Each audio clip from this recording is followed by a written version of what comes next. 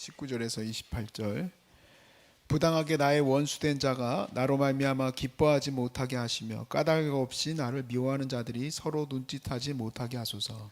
무릇 그들은 화평을 말하지 아니하고 오히려 평안히 땅에 사는 자들을 거짓말로 모략하며 또 그들이 나를 향하여 입을 크게 벌리고 아하 우리가 목격하였다 하였나이다. 여호와여 주께서 이를 보셨사오니 잠잠하지 마옵소서. 주여 나를 멀리하지 마옵소서. 나의 하나님 나의 주여 떨치고 깨서서 나를 공판하시며 나의 송사를 다스리소서.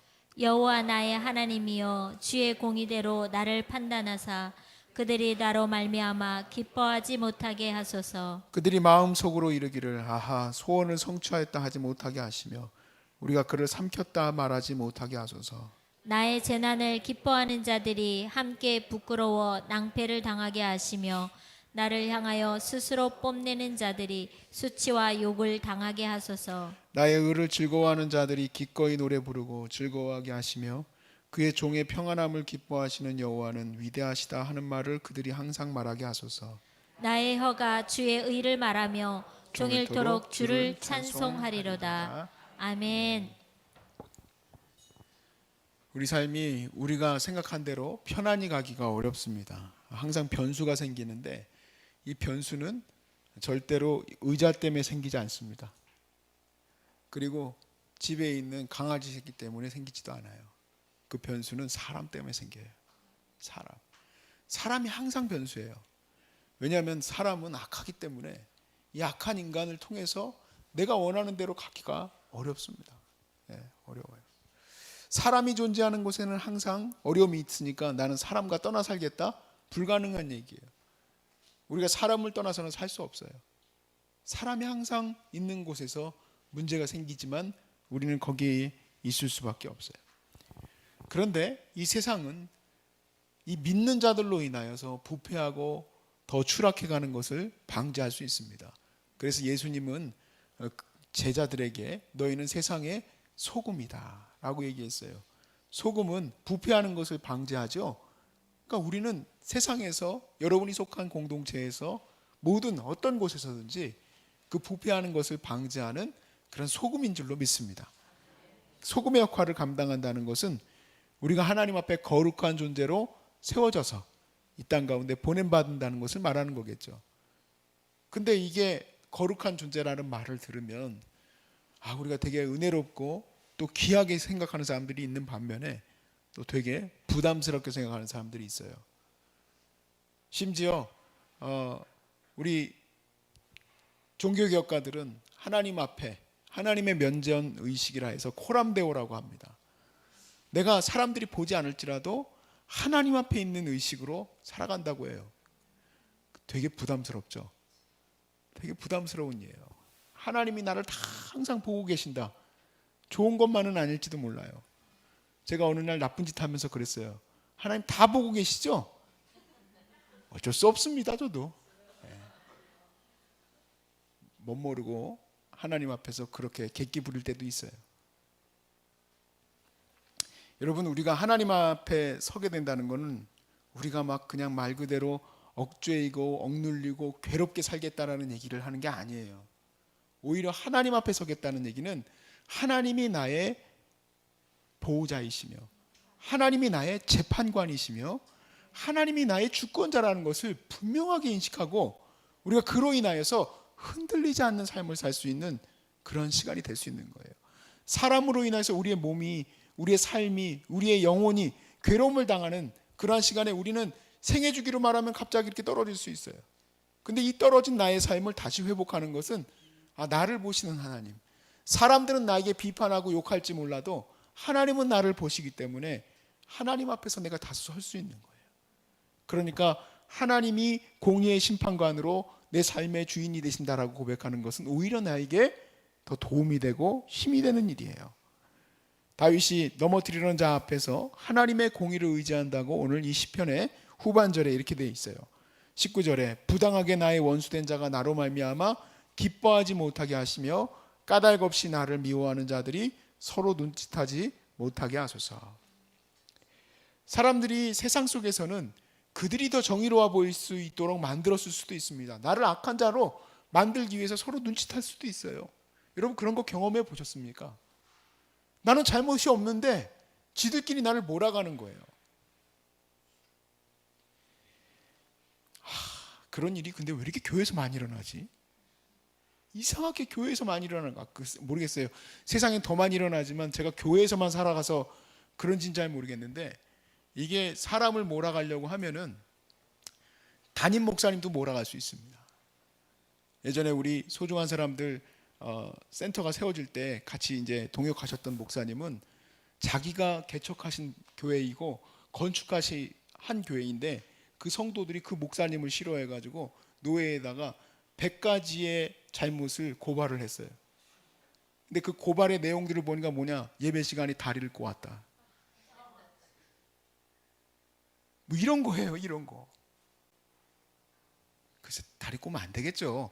다리 꼬면 안 되겠지만 어떻게 그런 거 하나 다 보면서 사람을 꼬투리 잡으려고 하면요, 저도 다 걸려요. 저도. 혹시 모르겠어요. 노예에다가 고발할 때 이 목사가 양복이 갈색 이상한 걸 입었다, 고발할 수도 있어요. 그거 마음에 안 든다는 거지. 사람들은 정말 악해요. 근데 그런 모든 것 가운데서 내가 그래도 다시 힘내서 가려면 어떻게 해야 됩니까? 나는 힘이 없는데. 하나님의 공의예요. 하나님의 공의. 내가 이 자켓을 입은 것도 하나님의 공의 앞에서 봤을 때는 문제가 없다 싶으면 괜찮은 거예요. 근데 문제가 있으면 하면 안 되는 거예요. 20절부터 22절까지 말씀에 무릇 그들은 화평을 말하지 아니하고 오히려 평안히 땅에 사는 자들을 거짓말로 모략하며 또 그들이 나를 향하여 입을 크게 벌리고 하하 우리가 목격하였다 하나이다. 여호와여 주께서 이를 보셨사오니 잠잠하지 마옵소서. 주여 나를 멀리하지 마옵소서. 그러니까 그들은 나에게 무엇이든지 트집을 잡으려고 예배 시간에 어떻게 앉아 있어야 될까? 그 목사가 허리 아파가지고 죽을지도 모르겠네. 고발하려고 들면은요, 그냥 눈 시퍼렇게 뜨고 그냥 보고 있는 거예요. 제가 섬기던 미국 교회 한 교회에서는 담임 목사님 방에다가 몰래 카메라를 설치해 놨어. 쫓아내려고. 몰래 카메라. 물론 불법이죠. 물론 불법이고 증거가 안 될 수도 있습니다만은 카메라에 찍히면 어떻게 돼요? 빼도 박도 못 하는 거예요. 이런 데다가 탁 설치해 놓고. 걸렸구나. 걸렸구나.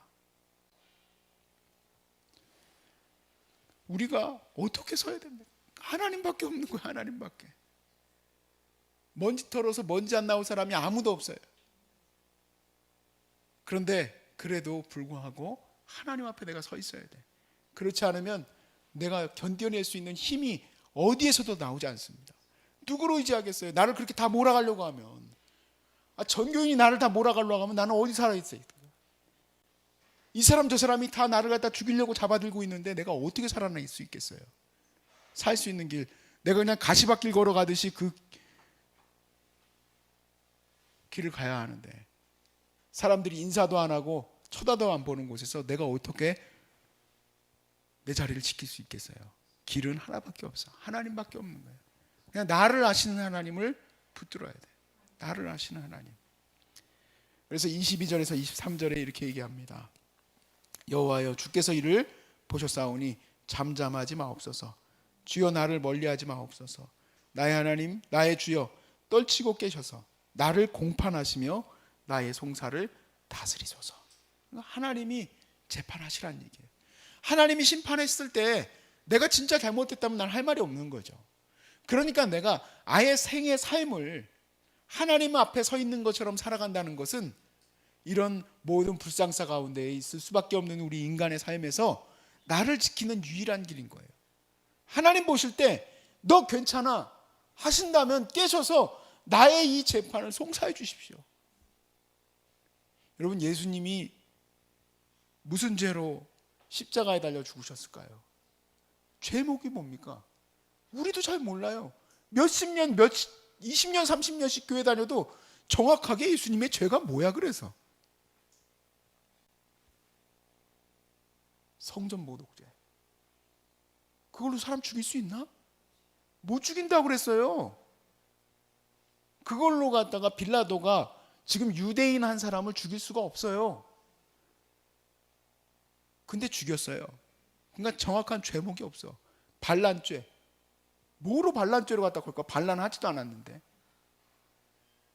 근데 예수님도 하나님의 송사 앞에 서 있게 된 거예요. 예수님 비록 십자가에 달려 죽으셨지만 그분은 어떻게 하셨습니까? 다시 사셨어요. 예수님이 다시 사신 이유, 그가 죄가 없고 하나님 앞에 온전히 서 있었기 때문에 부활하게 된 거죠.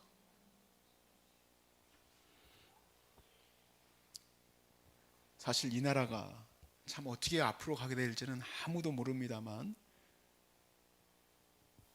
구한 말에 신사참배하지 않았던 옥중 성도들이, 옥중 성도였던 그 목사님이 이 신사참배를 반대하여서 노회에서 또 그리고 총회에서 제명당했어요. 이단이라고 제명당했어요. 그러니까 내가 하나님 앞에 바로 서 있지 않으면 이런 모든 세상의 힘과 어둠과 또 이 모든 모욕과 이런 것들에 다 넘어질 수밖에 없습니다. 거기서 살 수 있는 유일한 길은 우리의 삶에 항상 하나님이 나를 보고 계신다, 하나님이 나의 재판장이 되신다, 이렇게 붙드셔야 된다는 얘기예요. 자, 이 말씀은 또한 내가 잘못한 것을 하나님이 또한 심판하신다는 것도 분명히 갖고 있어야 돼요. 이 인식도. 그래서 다윗이 압살롬에게 쿠데타에 밀려서 도망 나가게 됩니다. 도망 나가는 길에 사울의 그 친족이었던 시므이가 돌 던지고 먼지 뿌리고 욕을 해요. 막 저주를 퍼붓고, 그래 이 피 흘린 이 개야. 야, 성경에 개라고 써 있어. 우리 한국말로 넘어오면서 거기 뒤에 몇 개가 더 붙어야 되는데, 이 개야 막 그러면서 막 욕을 하고, 하나님께서 이렇게 써놨어요. 여호와께서 그 피를 너에게 돌리시는 거다. 진짜 하나님 돌리시는 걸까? 그래서 옆에 있던 아비새가 그럽니다. 저 개가 누구인데 가서 제가 당장에 죽이겠나이다. 그랬더니 다윗이 수르야의 아들들아, 너희들이 나하고 무슨 상관이냐? 하나님께서 나를 저주하게 하셨다면 그렇게 될 것이다 하면서, 그가 저주하는 것조차도 그냥 하나님의 뜻이라면 그렇게 될 것이라고 얘기를 해요. 그러니까 다윗이, 하나님, 지금 이게 다윗의 시잖아요. 하나님, 저들이 저렇게 나를 갖다 괴롭히는데 하나님 내 재판장이 되십시오 하는 얘기는 무조건 나에게 편애해 달라는 얘기가 아니에요. 내가 잘못한 것이 있다면 하나님이 나에게 그렇게 심판하시겠지, 나는 그러한 마음이에요. 그리고 이렇게 얘기를 해요. 하나님이 나를 긍휼히 여기시면, 그러니까 돌이켜보면, 우리가 사실 생각해보면 하나님 앞에 죄 안 진 게 어디 있습니까? 그러니까 돌이켜봤을 때 나도 부끄러움이 있지만, 하나님 나는 당당합니다, 그런 게 아니라 나를 긍휼히 여기시면 하나님이 나를 다시 돌아오게 해주실 것이다, 그렇게 얘기를 해요. 그러니까 결국에는 내가 궁지에 몰릴 수 있는 이런 모든 상황 속에서 오직 한 길, 하나님의 길로 간다는 것만이 나를 살릴 수 있는 길이에요. 그리고 그 가운데에서도 오직 한 가지, 하나님이 나를 보실 때에 부족함이 없을 수는 없지만 긍휼히 여기셔서 나를 살려주실 거예요. 저는 여기다 추가적으로 나 자신도 죄인일 수밖에 없기 때문에 죄를 지을 수 있는 환경과 문제를 여러분 다 걷어내시기를 여러분에게 부탁을 드립니다. 그러니까 하나님이 보신다고 했을 때, 하나님이 보시는 곳이라고 다 생각이 들지만 얼마든지 우리는 하나님뿐만 아니라 사람들이 안 보는 공간들이 있어요. 안 보는 시간들이 있어요. 그 안 보는 시간들을 하나님 앞에 다 드려야 돼. 그렇게 해야지 내가 조금이나마 하나님의 재판장 되신 하나님 앞에 설 수 있어요. 저는 그래서요, 우리 소중한 사람들에 들어오는 모든 물질과 이 모든 것들, 아무튼 10원 한 장까지도 다 공개하고 다 완전하게 우리는 세무에 대해서도 다 그렇게 해요. 의원 쪽도 마찬가지. 100원 한 장까지도 그냥 현금으로 들어오는 것까지도 그런 건 그냥 인마이 포켓이지. 아니에요. 다 100% 그것을 공개해요. 왜 그렇겠습니까? 얼마든지 저도 여러분 저는 거룩합니다. 저는 거룩해요, 여러분. 하다가도 여러분 우리가 이렇게 물건이 이렇게 돈 같은 게 이렇게 있어요. 아까 보니까 큐티 그거 저기 한 돈이 거기 막 이렇게 쌓여 있더라고. 내가 깜짝 놀랐어. 그렇게 놔두면 안 돼요. 놔두면 안 돼. 왜냐하면 그걸 보면 갑자기 생겨 마음이. 가져가고 싶은 마음이 생겨. 말하면 뭐해? 주방에서도 내가 가져가고 싶으면 가져가잖아. 그래요, 안 그래요, 여러분? 사람은 그래요. 그래서 다 공개해야 돼. 내 자신을 다 보여줘야 돼. 저희들 사무실 문 닫혀 있는 거 본 적 있으세요? 문 닫고 나가는 날 아니면 사무실에 누군가 있으면 항상 오픈돼 있죠? 왜 그렇겠습니까? 왜냐하면 저분들이 다 여자분들이잖아요. 전 남자고. 그러니까 항상 열려 있는 거예요. 항상 상담할 때 제가 우리 교수님한테 배운 가장 중요한 목양실은 반드시 창문이 있어야 된다. 한국 교수님한테 배운 게 아니에요. 미국 교수님이 영상, 목회자의 부패에 대해서 보여주시는 영상을 보여주면서 1시간 반 동안 그걸 보는데 토하는 줄 알았어요. 반드시 창을 달아야 된다. 그리고 혹시 차를 같이 타게 되면, 그런 일은 절대 있으면 안 되지만 같이 타게 되면 뒤에 앉아라. 같이 옆에 있으면 없던 마음도 생길 수 있다는 거예요. 그러니까 하나님 앞에 선다는 거를 여러분 교만하게 나는 언제든지 주님 앞에 서 있는 코람데오, 할렐루야, 분이엘, 하나님 앞에 면전의식, 그런 소리 마세요. 나는 할 수 없습니다. 그러니까 주님께 다 밝게 다 드러내야 돼. 여러분은 어떻게 할 수 있을까? 저는 목회자니까 그렇게 할 수 있는데 여러분 삶도 다 그렇게 어떻게 하나님 앞에 다 보일 수 있을까? 여러분이 작정하셔서 하시세요. 작정하셔서. 재정 맡으실 그러한 또 집사님 계실지 모르겠습니다. 이 재정부 맡은 집사님들 이게 참 기도가 많이 되는 곳이에요. 회계 맡으신 집사님들 이게 걱정이 많이 되는 분들이에요. 저는요, 우리 목사님들 지금 시찰에서 회계를 맡았어요. 그 전까지 항상 회계를 맡으신 분들이 통장을 만드신 분들이 없어. 저는 회계 맡자마자 통장부터 만들었어요. 그리고 모든 저기는 지출은 카드로 합니다. 왜 그렇겠어요? 혹시라도 눈 감은 돈이 있을까 봐. 눈 감은 돈이 내 주머니로 들어올까 봐. 저는 절대 그렇게 안 해요. 왜 그렇습니까? 제가 자랑하려고 하는 얘기가 아니라, 제 자랑스러운 내 모습을 보여주고 싶은 게 아니라 내 약점을 보여드리는 거예요. 나는 언제든지 걸려 넘어질 수 있는 인간이다. 여러분이 혹시라도 그런 것을 만질 수 있는 자리가 오게 되면 나는 언제든지 그럴 수 있는 인간이다 라는 것을 아시고 하나님 앞에 정직하고 온전히 서시길 바라요.